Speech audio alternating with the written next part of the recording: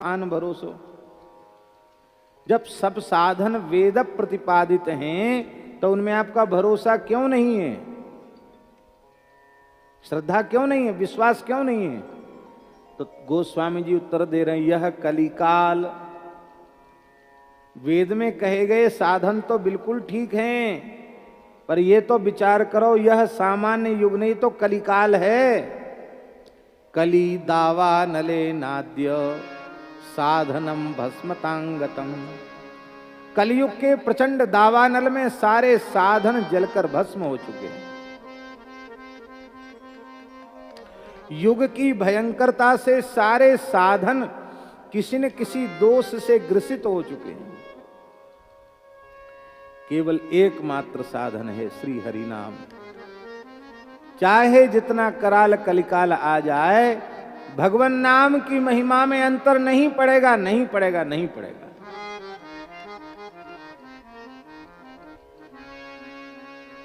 भगवान सर्वसमर्थ हैं, पर सर्वसमर्थ भगवान अपने नाम की महिमा गाने में समर्थ नहीं। कहूं कहाँ लगी नाम बड़ाई, राम न सकहीं नाम गुण गाई। राम कहाँ लगे नाम बढ़ाए, राम न सके नाम गुण गाए। राम न सकहीं नाम गुण गाई। राम न सके नाम गुण गाए। कलयुग की स्थिति ऐसी है, जितने वेदादि शास्त्रों में कहे गए साधन हैं वे तो वृक्ष के समान हैं। उन साधन रूपी वृक्षों को आरोपित करना, उनका सिंचन करना, उनका पोषण करना, उनको लगाना, उनकी सुरक्षा करना और श्रम। आपने पौधा लगाया, बाड़ लगाई, धीरे धीरे पौधा बड़ा हो गया, वृक्ष हो गया। कितना समय लगा? कई साल लग जाते हैं। और फल नहीं आया तो निराशा लगेगी कि नहीं? अरे बताओ, इतने समय से इतनी मेहनत करी, हाथ कुछ नहीं लगा।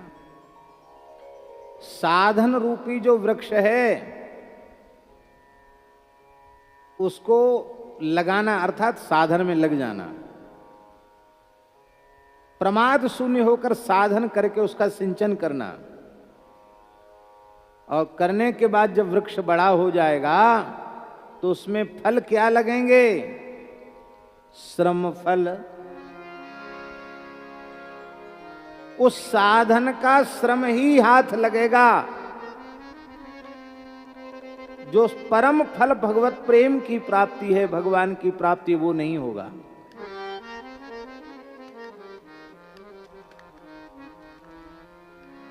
क्योंकि युग धर्म के प्रचंड प्रभाव से वो साधन ही दूषित हो गया। श्रम लगेगा हाथ में, साधन का श्रम हाथ लगेगा।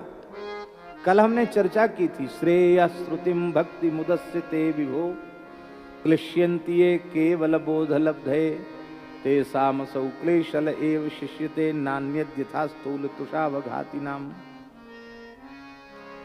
जैसे पोची धान को कूटना, पोची धान जानते ना, धान तो आती है उसमें, पर पोची होती, भीतर चावल नहीं होता। ऐसी पोची धान को तुस कहते हैं। ऐसे तुसों को इकट्ठा कर ले और कूटने लग जाए तो कूटने वाले के हाथ श्रम ही लगेगा। उस भूसी से धान निकलने वाली नहीं है, चावल निकलने वाला नहीं है। ऐसे ही भक्ति कल्याण का मूल उद्गम केंद्र है। उस भक्ति का त्याग करके और यदि किसी दूसरे साधन का आश्रय लिया गया है तो साधन का श्रम ही हाथ लगेगा। तो भक्ति कहते किसको हैं? तो कल हमने इसकी चर्चा हम कर चुके हैं, केवल एक क्रम याद बना रहे इसके लिए बोल रहे हैं। हरि नाम ही भक्ति है, भगवान नाम ही भक्ति है, राम नाम ही भक्ति है। उत्तरकांड में तुलसीदास जी भक्ति को मणि कह रहे हैं। तात भगति अनुपम सुख मूल, राम भगति दुख, राम भगति मणि उर्बस जाके, दुख लवलेश न सपने हूं ताके। भक्ति को मणि कह रहे हैं तुलसीदास जी। और बालकांड में नाम वंदना के प्रकरण में नाम को मणि कह रहे हैं। राम नाम मणि दीप धरु जी देहरी द्वार, तुलसी भीतर बाहर जो चाहे से उजियार। वहां भक्ति को मणि कह रहे हैं, यहाँ नाम को मणि कह रहे हैं। इसका मतलब भक्ति महामणि ही नाम है।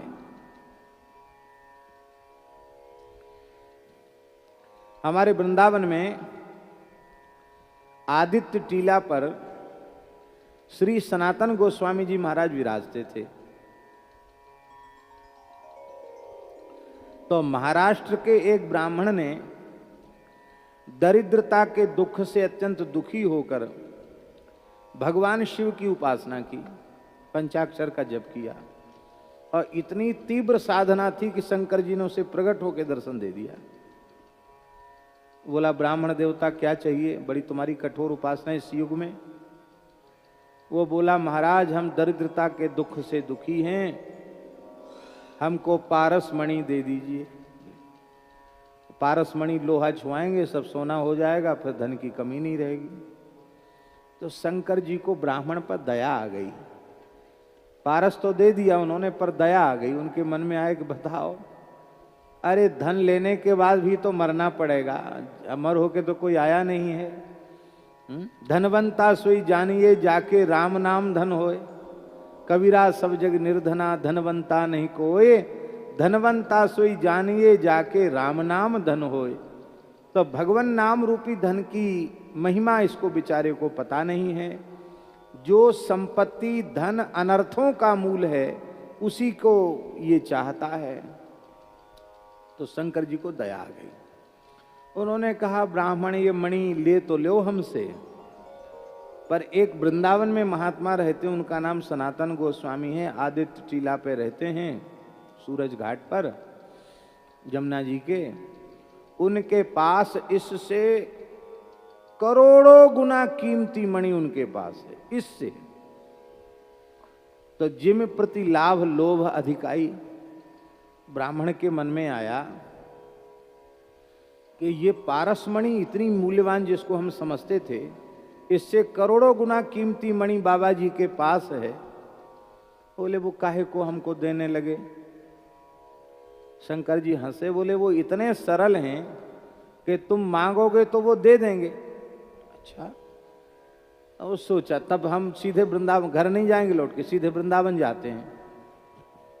उनसे कहेंगे कि बाबा जी ये तो ले लो, पारस मणि शंकर जी ने दिए, और आपके पास इससे करोड़ों गुना कीमती मणि है, वो हमको दे दो। भोला भाला ब्राह्मण वहां गया, श्री सनातन गोस्वामी जी को प्रणाम किया, प्रार्थना किया।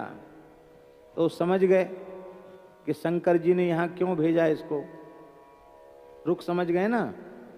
तो उन्होंने कहा कि शंकर जी तो झूठ नहीं बोलते, एकदम ठीक है, मणि तो है हमारे पास और हम दे भी देंगे तुमको, ये बात नहीं है, इतनी दूर से तुम चल के हम दे देंगे। एक शर्त है, इस मणि को तुमने छुआ है तुम अशुद्ध हो गए हो।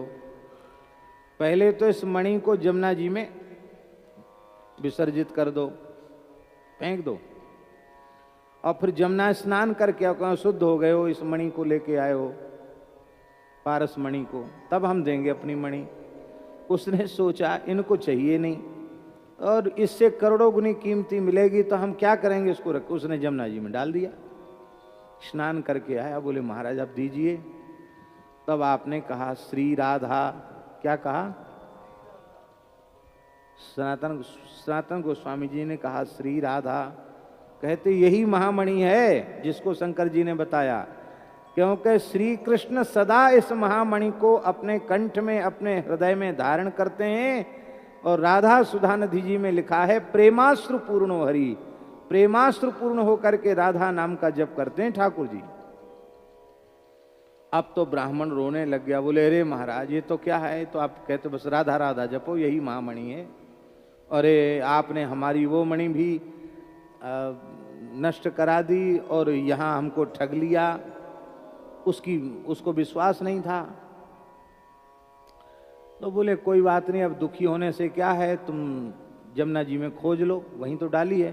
अरे बोले महाराज अथाह जल है, बड़े बड़े जहाज चलते हैं, था नहीं है पानी की, आज जैसी जमुना जी थोड़ी है, उस समय जमुना जी में जहाज चलते थे। अथाह जल है, कहाँ गई होगी, अब तो मुश्किल है, प्राण भले ही चले जाएं मणि तो मिलेगी नहीं। रोने लगा। तब आपने कहा कि जिस मणि की तुम इतनी महिमा गा रहे हो, ये वृंदावन तो कोटि कोटि चिंता मणियों से आच्छादित है। कहीं की भी एक मुट्ठी रज उठा करके, धूल उठा करके ले आओ। ब्राह्मण को विश्वास नहीं था, लेकिन फिर भी उसने एक मिट्टी धूल उठाई और श्री सनातन गोस्वामी जी को दिखाया। कहा इसका प्रत्येक कण तुम्हारे पारसमणि से बढ़ करके है। लोहे को छुआया तो वो स्वर्ण हो गया।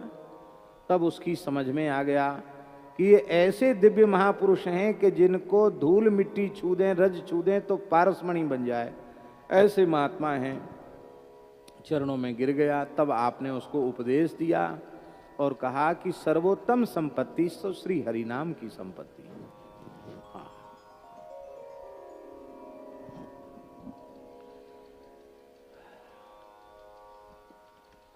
केवल श्रम हाथ लगेगा और कुछ हाथ नहीं लगेगा।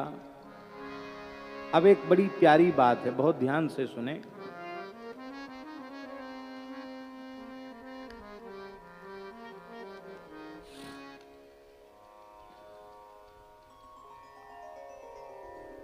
श्रीमद् भागवत में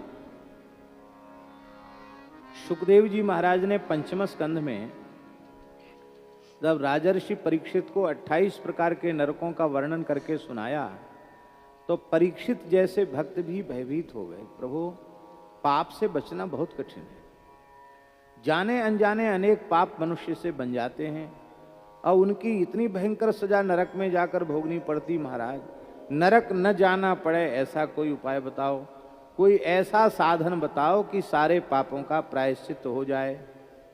बहुत ध्यान से सुनना जो हम कहना चाहते हैं। तो सुखदेव जी बड़े प्रसन्न भये और उन्होंने पापों के 3 प्रायश्चित बताए। पहला प्रायश्चित बताया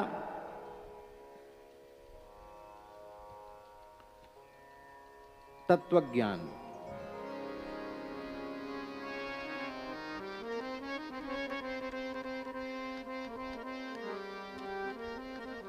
क्योंकि जब तक देहात्म भाव बना हुआ है, कर्तापना बना हुआ है, तब तक वह भोक्तापने से मुक्त नहीं होगा। और ये भाव जब समाप्त हो जाएगा तो भोक्ता नहीं रहेगा। और ये तब होगा जब आत्म स्वरूप में स्थिति हो जाएगी। इसलिए तत्वज्ञानम विमर्शनम,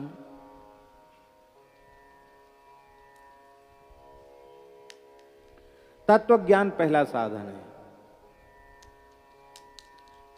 परीक्षित ने हाथ जोड़ लिए, बोले महाराज केवल कहने सुनने से तो होता नहीं, किसी किसी को तत्वज्ञान होता, सबको होता है क्या?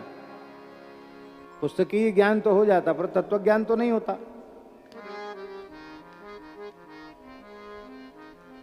बड़े बड़े वेदांत के प्रकांड पंडित मान बढ़ाई पद प्रतिष्ठा के लिए जीवन भर लड़ते झगड़ते रह जाते हैं। कहां समाप्त हुआ उनका देहाध्यास?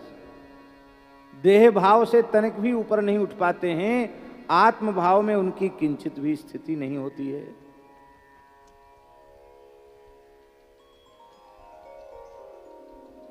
इसलिए पहला साधन है तो सही, पर वो पहला साधन उसके सब अधिकारी नहीं है।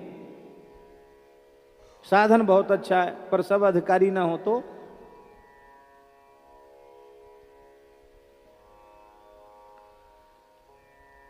अब आपको बुखार हो गया, तबीयत खराब हो गई, कमजोर हो गई, बहुत कमजोरी आ गई, आप वैद्य के पास गए। वैद्य ने कहा कि गाय के दूध की मलाई में स्वर्ण भस्म 2 समय चाट लिया करो और थोड़ा थोड़ा बादाम का हलवा खाओ, दूध पियो, ठीक हो जाओगे। अब आप अमीर हैं, आपके पास उतनी व्यवस्था है, तब तो आप वो स्वर्ण भस्म चाट पाएंगे। और आप स्वयं मधुकरी से गुजारा करते हैं, निर्वाह करते हैं, तो आप कहाँ से मलाई लाएंगे, कहाँ से गाय लाएंगे, कहाँ से स्वर्ण भस्म चाटेंगे? तो दवाई तो अच्छी है पर सब लायक तो नहीं है उसके।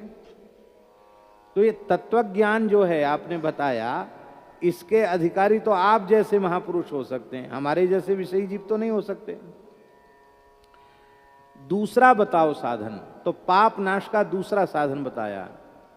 तपसा ब्रह्मचर्येण शमेन च दमेन च त्यागेन सत्य शौचाभ्याम यमेन नियमेन च देहवाग बुद्धिजम धीराः धर्मज्ञाः श्रद्धयान्विता हरन्त्यघम महदपि वेणुगुल्ममिवानलः।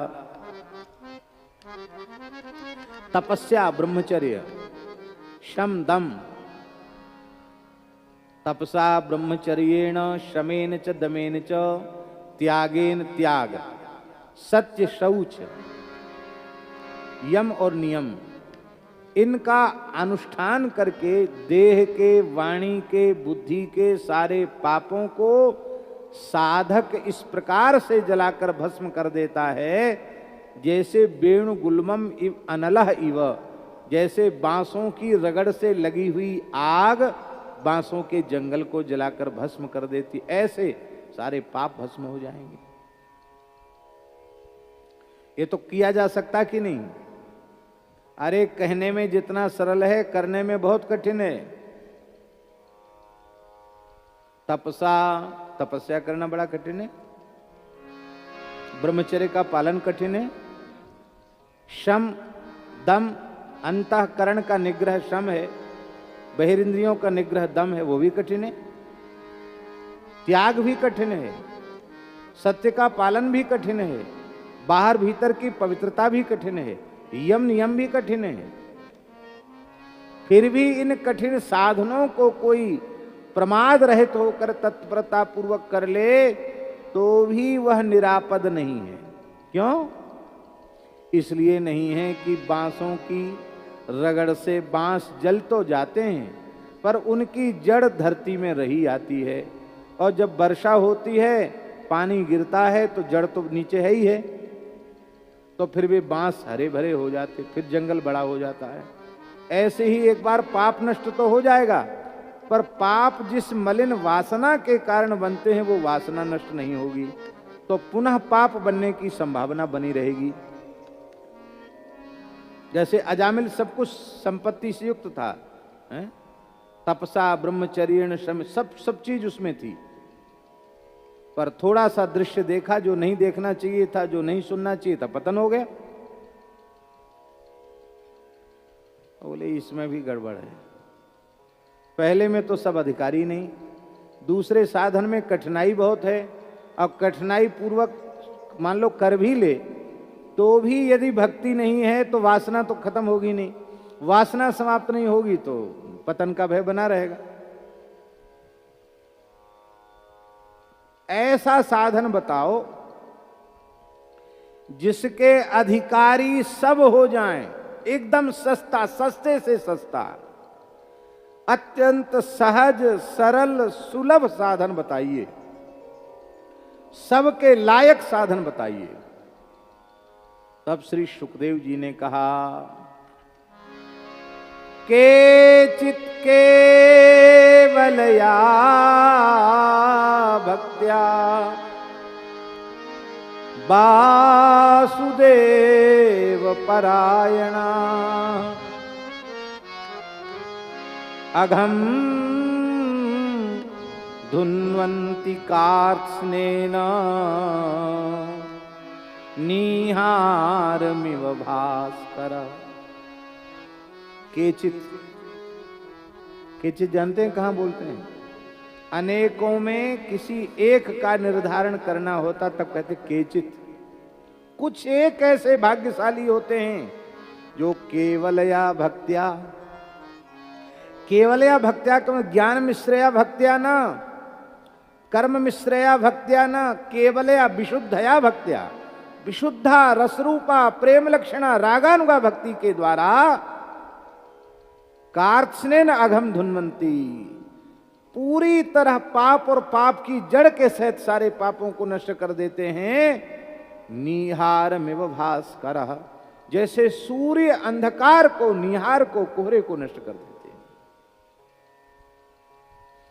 ये जो उदाहरण है ये बिल्कुल ऐसा है महाराज जी। अब प्रश्न हुआ कि केचित केवलया भक्ति, तो केवला भक्ति है क्या? इसके उत्तर में श्री सुखदेव जी महाराज ने अजामिल का उपाख्यान सुनाया। अजामिल के उपाख्यान में भक्ति के तत्व का निरूपण है। भक्ति है क्या? तो अजामिलोपाख्यान के अनुसार भगवान का नाम ही भक्ति है, और नाम नहीं, नामाभास भक्ति है। अजामिल ने नाम लिया होता तब ना, नाम कहां लिया? पुत्र के बहाने से नारायण नाम का उच्चारण किया।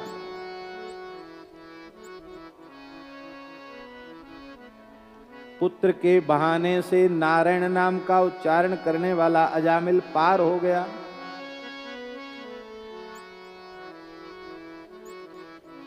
आहा,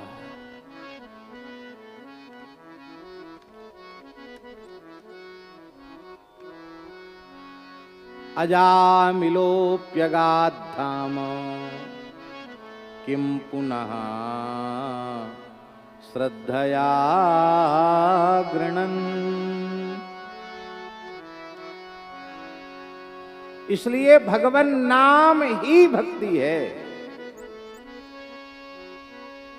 ये मूल में नहीं होगा, हरिनाम का आश्रय नहीं होगा तो सारे साधन चौपट हो जाएंगे। है श्रम फलनी परोसो, करो साधन, फल लगेंगे, श्रम के फल लगेंगे, प्रेम के फल नहीं लगेंगे, ज्ञान भक्ति वैराग्य के फल नहीं लगेंगे, श्रम हाथ लगेगा। भगवान का नाम सर्वोपरि है। हम लोगों की दृष्टि नहीं है, दृष्टि हम लोगों को भगवत कृपा से, गुरु कृपा से मिल जाए तो जितने भी साधन हैं उन समस्त साधनों में भी नाम ही मुख्य है। अब देखो कर्म मार्ग के साधन, कर्म कांड, आप किसी देवी देवता की पूजा करो,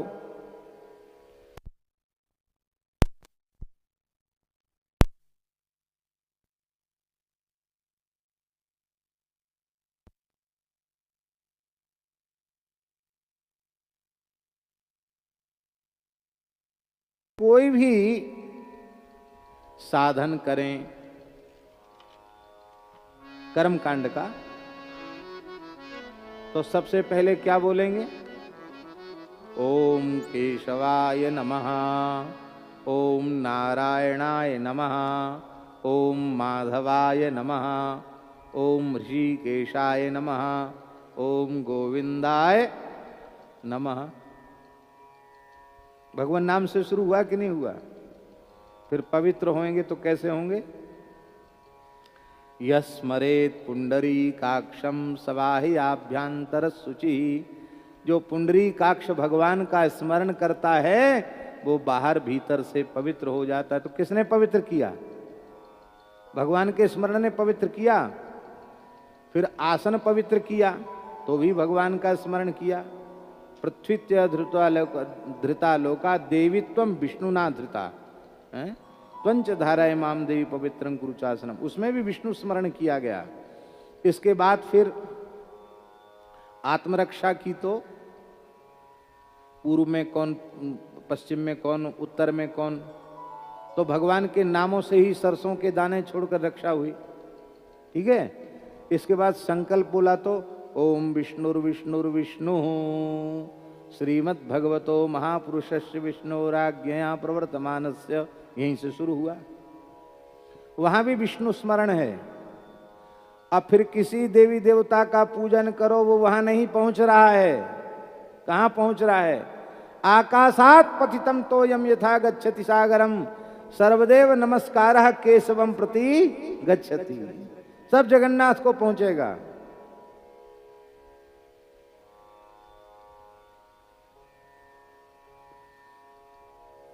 अब सब कर दिया, पूजा पाठ सब हो गई, ठीक है, हो गया, बढ़िया हो गया, षोडशोपचारण पूजा हो गई।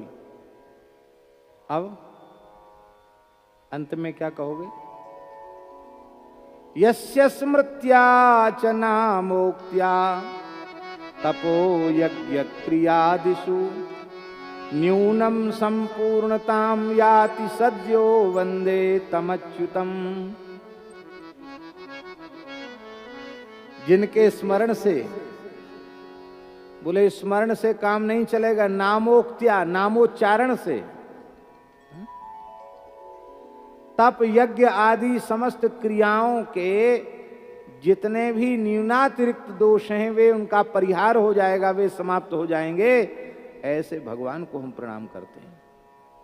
क्योंकि मंत्रतस् तंत्रतस् छिद्रम देश कालारह वस्तुतः सर्वम करोतु निश्छिद्रम नाम संकीर्तनम तब। मंत्र का दोष, तंत्र माने विधि का दोष, वस्तु का दोष, पदार्थ का दोष, देश का दोष, काल का दोष, समस्त प्रकार के दोषों का सर्वथा नाश भगवान नाम संकीर्तन कर देता है। नाम संकीर्तनम तब। नाम संकीर्तन संपूर्ण दोषों का विनाशक है। तो महिमा किसकी हुई? नाम की हुई कि नहीं हुई?